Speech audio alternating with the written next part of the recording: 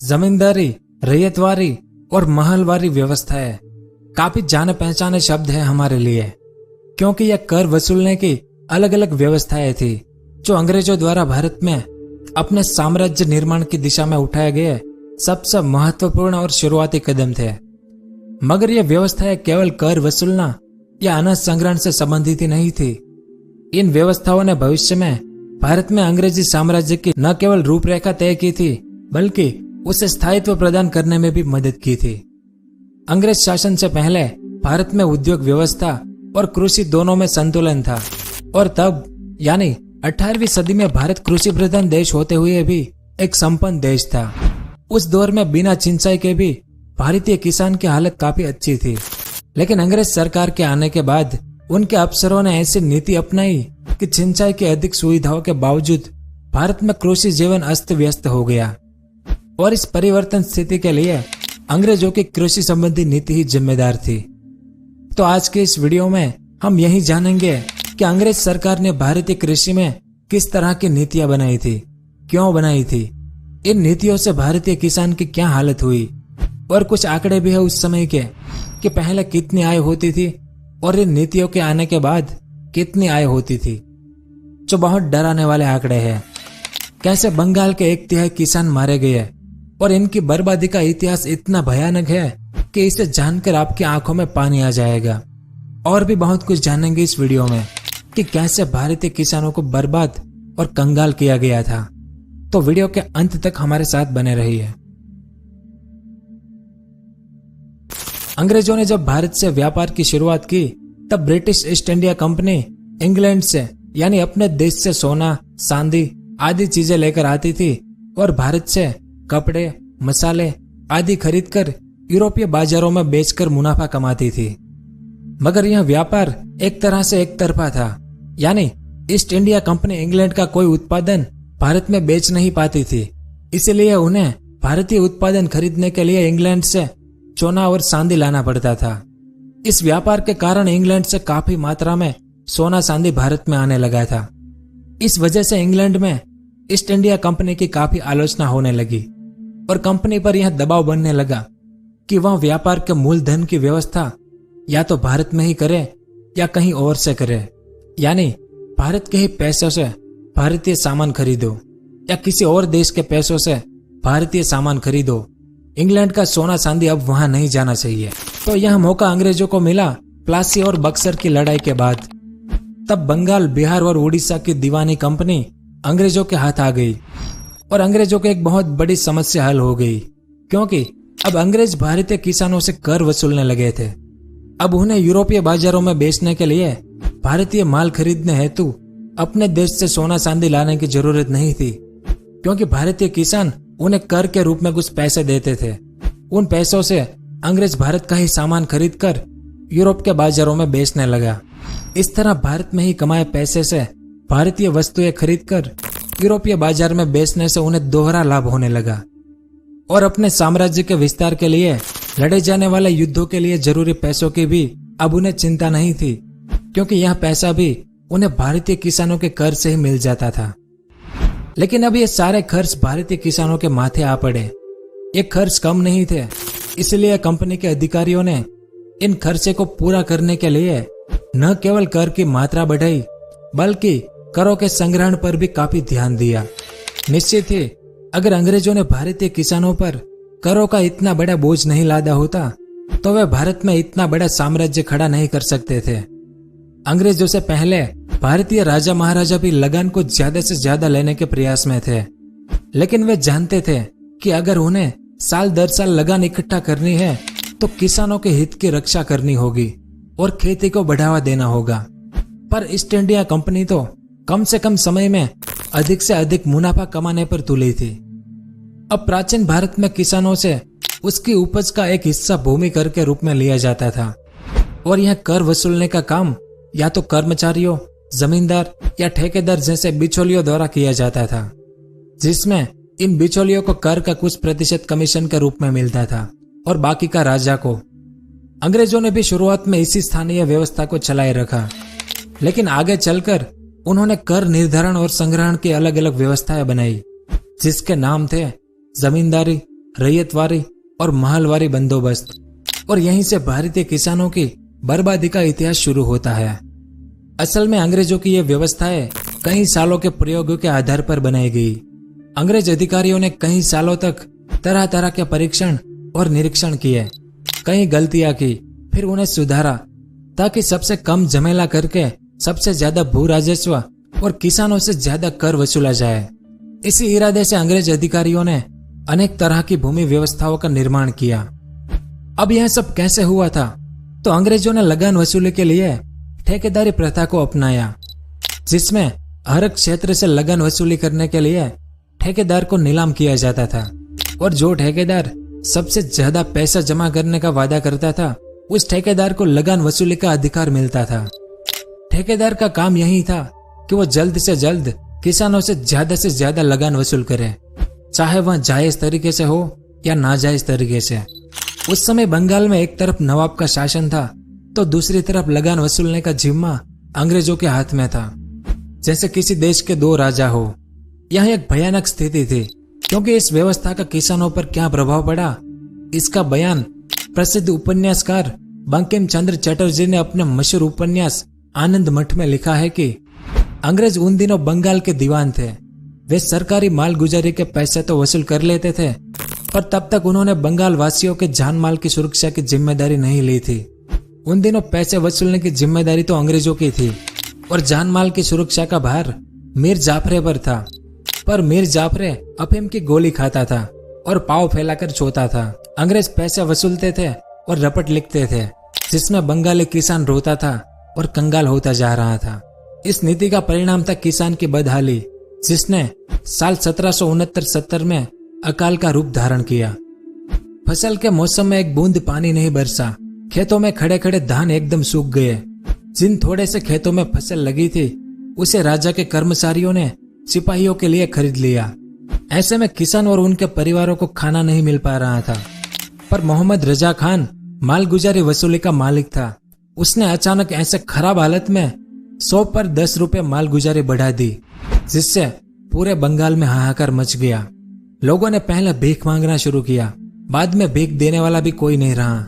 लोगों ने अपने बैल बच्चियां बेच दिए, हल फाल घर द्वार बेच दिए और बीजों के लिए रखा धान खा गए। अपनी जमीनें बेच दी, फिर अपनी लड़कियां बेचने लगे, फिर अपने लड़के बेचने लगे। बाद में लड़की लड़कों स्त्रियों को भी कौन खरीदे? खरीदार कहीं नहीं थे, सभी सिर्फ बेचना चाहते थे। कुछ भी खाने को नहीं रहा तो लोग पेड़ों के पत्ते खाने लगे, घास खाना शुरू किया, जंगली जड़ी बूटी खाने लगे। कुछ देश छोड़कर परदेश भाग गए। जो भागे वो परदेश में भूख से मरे, जो नहीं भागे वे न खाने लायक चीजें खाकर बिना खाए या बीमार होकर मरने लगे। ऐसी हालत में भी कर वसूली इतनी कठोरता से की गई थी कि साल 1770 के अकाल वर्ष में बंगाल के 1/3 किसान परिवारों की मौत के बावजूद कर वसूली में कोई कमी नहीं आई, क्योंकि साल 1764 में अंग्रेजों ने लगभग 82 लाख रुपए का कर वसूला था, और जिस साल यह अकाल पड़ा था उस साल यानी साल 1770 में अंग्रेजों ने 2 करोड़ 32 लाख रुपए का कर वसूला था, यानी 3 गुना ज्यादा। कुल मिलाकर इस काल में अंग्रेजों ने कर संग्रहण की बढ़ोतरी में अच्छी सफलता पाई थी। यह था पहला दौर। यहां से किसानों की बर्बादी का दूसरा दौर शुरू हुआ। साल 1772 से 2-1 साल की ठेकेदारी की जगह 5 साल का बंदोबस्त शुरू हुआ। असल में 1771 के काल के बाद अंग्रेजों को यह समझ में आ गया कि 2-1 सालों की व्यवस्था में कर जमा करने का ठेका लेने वाले ठेकेदार किसानों के हित का ध्यान बिल्कुल ही नहीं रखते थे। उन्हें केवल अपने पैसे से मतलब रहता था। इस कारण अंग्रेजों ने यह विचार किया कि अगर ठेका लंबे समय का होगा तो किसानों के लूट कुछ कम होगी, क्योंकि अगर पहले साल ही किसानों से ज्यादा कर वसूल लिया जाए तो दूसरे साल वे कुछ भी देने की हालत में नहीं रहेगा, या फिर वे गांव छोड़कर भाग जाएंगे। ऐसा न हो इसलिए 5 साल बंदोबस्त की व्यवस्था शुरू की गई। लेकिन यह 5 साल बंदोबस्त व्यवस्था लंबी नहीं चली। साल 1777 में 5 साल बंदोबस्त खत्म हो गया। यानी नीति में बार बार परिवर्तन करने से पता चलता है कि तरह तरह के परीक्षण और निरीक्षण के बावजूद अंग्रेज एक अच्छी व्यवस्था नहीं बना पाए थे। फिर साल 1786 में एक गवर्नर जनरल कॉर्नवालिस भारत आए और लंदन से यह निर्देश लेकर आया कि आखिरकार कोई फैसला तो लेना ही होगा, और तब तक बंगाल अकाल के धक्के से संभल नहीं पाया था। इसलिए बंगाल के किसानों की चाहत थी कि अगर कर वसूली तय हो जाए तो शायद कोई रास्ता निकाला जा सके। इसके कर वसूली की मात्रा अगर तय कर दी जाए तो भविष्य में उसे बढ़ाने की संभावना भी नहीं रहेगी। अंग्रेजों को भी इसकी जरूरत थी, क्योंकि कर वसूली के धन से वे भारत से माल खरीदकर इंग्लैंड में बेचते थे। इसलिए साल 1789 में कॉर्नवालिस ने जमींदारों के साथ एक 10 साला बंदोबस्त किया, और इसी बंदोबस्त को साल 1793 में स्थायी या इस्तमरारी बंदोबस्त का नाम दिया गया। इस व्यवस्था के तहत जमींदार द्वारा जो कर अंग्रेजों को देना था, वो कर हमेशा के लिए तय हो गया कि इतना कर जमींदार हर साल अंग्रेजों को देगा। उस कर में भविष्य में बढ़ोतरी होने की कोई संभावना नहीं थी। अगर किसी जमींदार को भविष्य में अपनी जमींदारी से, चाहे किसी भी कारण से, खेती में सुधार के कारण या सिंचाई व्यवस्था सुधारने के कारण या फिर ज्यादा कर वसूल कर पाने की क्षमता के कारण ज्यादा आमदनी होने लगे, तो वो जमींदार तय राशि कर का भुगतान करने के बाद बाकी कर अपने पास रख सकता था। अंग्रेज उसके सामने और कोई मांग नहीं रख सकता था, लेकिन जमींदारों को कर की तय राशि बिल्कुल नियत समय पर चुकाना जरूरी था, वरना जमींदार को बदल दिया जाता था। अंग्रेजों को इस बात की कोई परवाह नहीं थी कि फसल ठीक हुई है या नहीं, उसे केवल अपने पैसे से मतलब था। और उस समय के कुछ आंकड़े बताते हैं कि बंगाल के किसानों को अपनी फसल का 45% हिस्सा अंग्रेजों को देना पड़ता था और 15% हिस्सा जमींदार और बिचौलियों को देना पड़ता था। यानी अपनी फसल का 60% उसे देना पड़ता था और सिर्फ 40% किसानों के पास बचता था। लेकिन इस व्यवस्था के बाद जमींदारों को जमीन का मालिक मान लिया गया। मतलब अब जमींदार जमीन की खरीद बिक्री कर सकता था और किसी भी किसान को उसकी जमीन से बेदखल कर सकता था। यह निर्णय था अंग्रेज सरकार का, क्योंकि अंग्रेजों के इस निर्णय के पीछे कुछ और महत्वपूर्ण कारण थे। पहला कारण था अपने लिए भारतीय समाज में एक अंधभक्त समुदाय का निर्माण करना। अंग्रेज यह जानते थे कि वे भारत में विदेशी है और यहां उनका शासन तब तक स्थायी नहीं हो सकता जब तक भारत के स्थानीय लोगों का एक समूह अंग्रेजों के प्रति वफादार न हो। उस वक्त ऐसे अंधभक्त लोगों की अंग्रेजों को सख्त जरूरत भी थी, क्योंकि 18वीं शताब्दी के आखिरी सालों में बंगाल में अंग्रेजों को कई विद्रोह का सामना करना पड़ा था। इसलिए अंग्रेजों ने एक ऐसे जमींदार वर्ग का निर्माण किया जो अपना अस्तित्व अंग्रेजों की खुशहाली में ही देखता था। अंग्रेजों का यह निर्णय आगे चलकर काफी सफल साबित हुआ, क्योंकि स्वतंत्रता आंदोलन के समय जमींदारों का यह पूरा वर्ग आमतौर पर अंग्रेजों के समर्थन में खड़ा रहा। इस निर्णय का दूसरा कारण था कि अंग्रेजों को जो कर मिलता था वो उनकी आमदनी का सबसे प्रमुख स्रोत था, लेकिन अलग अलग नीतियों के कारण कर में काफी उतार चढ़ाव होते रहते थे। इस तरह के उतार चढ़ाव से अंग्रेज काफी परेशान थे। ऐसे में इस निर्णय के कारण उतार चढ़ाव स्थिर हो गया और कर की आमदनी को उच्चतम सीमा तक पहुंचा दिया और लाखों किसानों से कर वसूल करने की जगह थोड़े से जमींदारों से कर वसूलना काफी आसान और सस्ता भी साबित हुआ। और तीसरा कारण था अंग्रेजों का यह विश्वास कि 10 सालों के स्थायी बंदोबस्त के तहत करों का परिणाम हमेशा के लिए तय हो जाने के बाद जमींदार अपने इलाके में कृषि के विस्तार की कोशिश करेंगे। और 18वीं शताब्दी के आखिरी सालों में अंग्रेज भारत में लंबे समय तक अधिकार के बारे में सोचने लगे थे। इसलिए छोटे मोटे फायदों की जगह लंबे समय तक होने वाले फायदों के बारे में ज्यादा ध्यान दे रहे थे। इसके लिए खेती में स्थायित्व लाना और उसे बाजारोन्मुखी करना जरूरी था।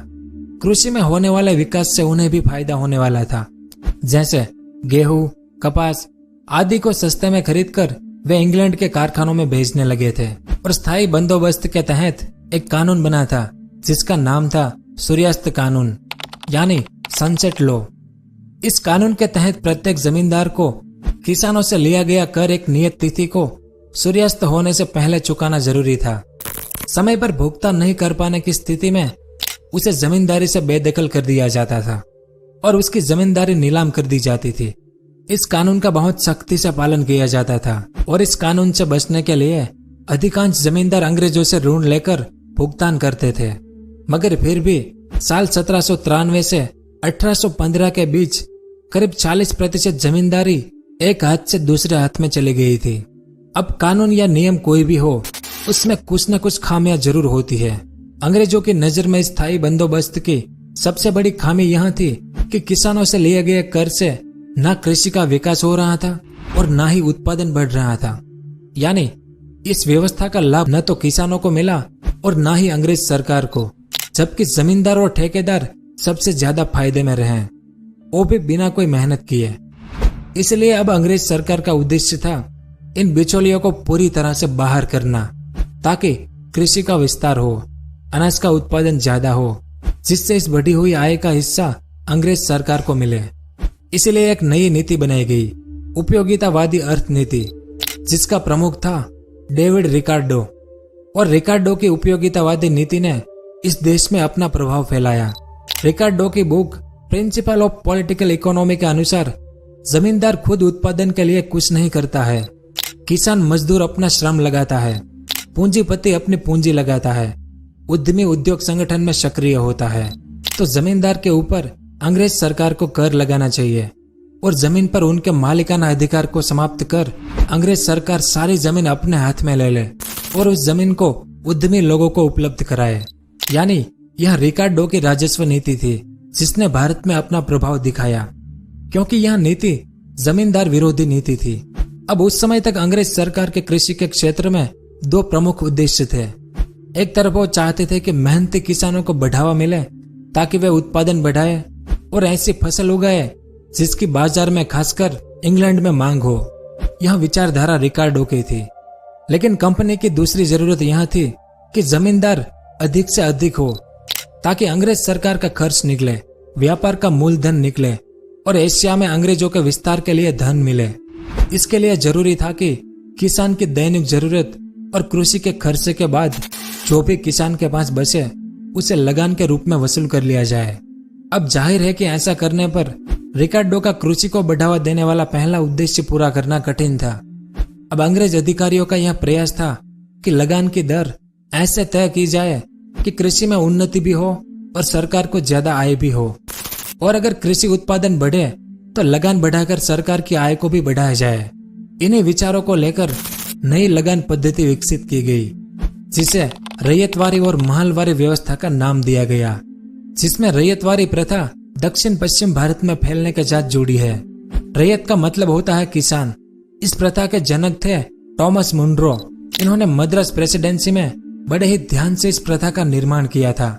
इस व्यवस्था का मूल आधार था रैयत, यानी किसान के साथ सीधे करार करना, जिसमें किसान का खर्च, किसान परिवार के श्रम का खर्च बात करके किसान के पास जो बचेगा उसमें आधा अंग्रेजों का और आधा उस किसान का।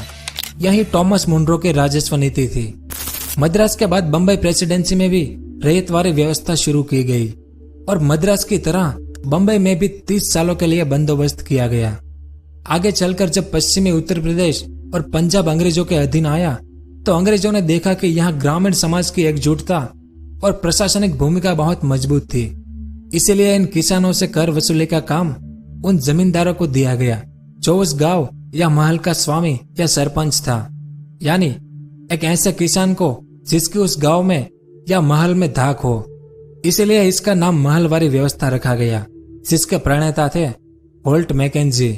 इस महलवारी व्यवस्था को थोड़ा अदल बदल कर पंजाब और मध्य प्रदेश में लागू किया गया, क्योंकि पंजाब में ग्रामीण समाज की कड़ियां बहुत मजबूत थी और मध्य प्रदेश में मालगुजर वर्ग के लोग छोटे मोटे जमींदार थे। इन्हीं बातों को ध्यान में रखकर थोड़ा फेरबदल किया गया और साल 1928 में पूरे भारत में कुल खेती योग्य जमीन में 19% जमींदारी बंदोबस्त में, 29% महलवारी बंदोबस्त में और 52% रैयतवारी बंदोबस्त के अंतर्गत थी। मतलब जिन राज्यों पर अंग्रेजों का शासन था उन राज्यों में। तो ये तीन व्यवस्थाओं का जन्म कैसे हुआ यह तो आपने जान लिया कि जमींदारी व्यवस्था में जमींदारों को जमीन का मालिक मान लिया गया था और उन्हें यह अधिकार दिया गया था कि वो खेती में जिससे भी चाहे उससे खेती करवा सकते थे और जमींदार अपनी आमदनी अगर बढ़ा पाए तो उस पर अंग्रेज सरकार का कोई दावा नहीं था। जबकि रैयतवारी व्यवस्था में किसानों को ही जमीन का मालिक बनाया गया। किसानों के लिए कर की जो रकम तय की गई थी वो रकम किसान के कुल उत्पादन में से उत्पादन का खर्च काटकर जो बचता था उस पर निर्धारित की गई थी। कुछ जगहों पर जैसे बम्बई प्रेसिडेंसी में जमीन की गुणवत्ता को भी ध्यान में रखा गया था। लेकिन इस व्यवस्था में कर की रकम 20 या 30 सालों के लिए तय कर दी जाती थी। यानी अगर किसी किसान ने अपनी मेहनत से अपने उत्पादन को बढ़ाया तो अगले साल उसे ज्यादा कर का भुगतान करना पड़ता था। इसलिए किसानों ने खेती में सुधार की कोशिश कम कर दी, क्योंकि अगर उनका उत्पादन बढ़ा तो अगले साल सरकार उनसे ज्यादा कर मांगेगी। और महलवारी व्यवस्था में कर वसूली गांवों या बड़े परिवारों यानी महल को दी गई थी। इसलिए रैयतवारी व्यवस्था में जो स्थिति थी वह स्थिति इनमें भी बनी रही। तो इस तरह से आजादी से पहले अंग्रेज सरकार ने किसानों के लिए ऐसी नीतियां बनाई थी। इस वीडियो को देखने के बाद आपकी क्या राय है किसानों को लेकर, हमें कमेंट में जरूर बताएं। उम्मीद है कि आपको कुछ जानने को मिला होगा। अगर वीडियो पसंद आया हो तो लाइक और शेयर जरूर करें। धन्यवाद। अगर आपको इस तरह के इंफॉर्मेटिव वीडियो देखना पसंद है तो हमारे इस चैनल को सब्सक्राइब करें और हमारी नई वीडियो सबसे पहले देखने के लिए इस बेल आइकन को भी जरूर दबाएं।